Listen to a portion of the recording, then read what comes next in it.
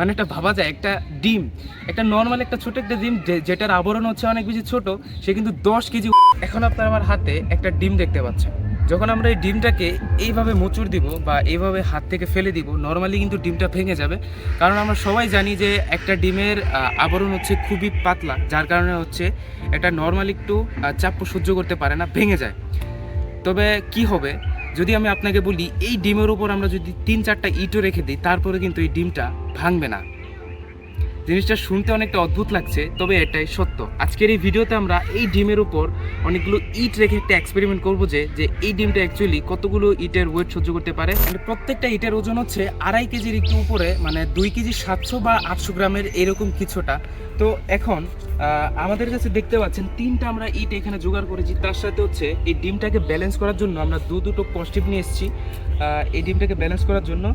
তো চলুন এক্সপেরিমেন্ট শুরু করা যাক। তবে ভিডিওতে সামনে যাওয়ার আগে আজকের ভিডিওর আমরা লাইক এম রাখছি হচ্ছে, আমরা বেশি লাইক এম করবো না, জাস্ট 20টা লাইক এম রাখছি। তার সাথে চ্যানেলে যদি নতুন হয়ে থাকেন অবশ্যই সাবস্ক্রাইব করে দিবেন, ভিডিওটি ভালো লাগলে শেয়ার করে দিতে পারেন। চলুন শুরু করা যাক। ওকে, তো আমরা ইট এখানে জোগাড় করে ফেলেছি। এখন হচ্ছে দ্য মোমেন্ট অফ ট্রুথ, মানে ইটটা কতগুলো লোড সামলাতে পারে। তো ফার্স্ট অফ অল আমরা এইটা দেবো, এটার ওজন হচ্ছে 2 কেজি 800 গ্রাম সামথিং এরকম। ওকে, রেডি।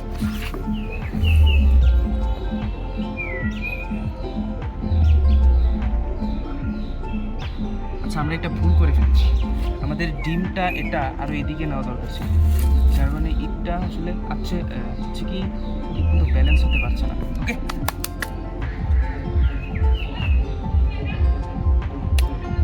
আপনারা দেখতে পাচ্ছেন এখন হচ্ছে আমাদের ইটটা কিন্তু প্রথম মানে 2.5 কেজির মতো ওয়েট কিন্তু সহ্য করে নিয়েছে। এখন হচ্ছে দ্বিতীয় ইটের পালা। ওকে ওকে, অ্যাজ ইউ ক্যান সি আমাদের ইটটা কিন্তু দ্বিতীয় ইটেরও কিন্তু ওয়েট সহ্য করে নিয়েছে। ওকে, এখন হচ্ছে থার্ড ইট। অ্যান্ড আমার মনে হচ্ছে যে এই জায়গায় এসে যখন আমরা 3য় নাম্বার ইটটা দিব, এটা হচ্ছে আছে কি ভাঙতেও পারে। ওকে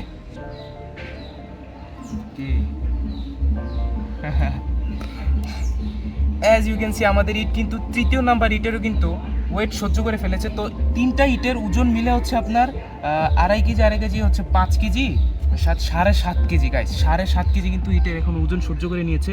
ওকে, তো চলুন এখন আমরা আরও ইট দিই অ্যান্ড দেখি যে এটা আরও কয়টা ইটের ওয়েট নিতে পারে। ওকে, তো আমরা হচ্ছে আরও 2টা ইট নিয়ে এসেছি এটার উপর দেওয়ার জন্য, অ্যান্ড আশাবাদী যে এই 2টা ইটেরও এটা ওয়েট সহ্য করে নিতে পারবে। ওকে, রেডি। এটা হচ্ছে আমাদের 4র্থ নাম্বার ইট। এখন থেকে আমার ভয় লাগা শুরু করছে গাইস। Oh shit! ডিমটা কিন্তু মোটামুটি হচ্ছে 4টা ইটের হচ্ছে ওয়েট নিতে পেরেছেন। প্রত্যেকটা ইটের ওজন হচ্ছে আপনার 2.5 কেজি আমরা ধরে নিই। তো 2.5 হচ্ছে 5, তো 5 হচ্ছে 10 কেজি।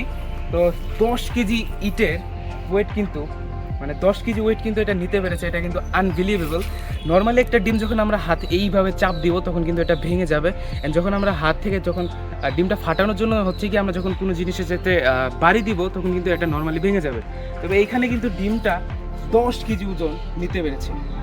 তো আপনারা দেখতে পেলেন আমাদের ডিমটা কিন্তু অনেক ভালোভাবে 4টা ইটের কিন্তু ওয়েট নিতে পেরেছে, যেটা হচ্ছে কি ক্যালকুলেশন করলে আসে হচ্ছে 10 কেজি। মানে এটা ভাবা যায় একটা ডিম, একটা নর্মাল একটা ছোট একটা ডিম যেটার আবরণ হচ্ছে অনেক বেশি ছোট, সে কিন্তু 10 কেজি ওয়েট নিতে পেরেছে। এটা কিন্তু সত্যি আনবিলিভেবল।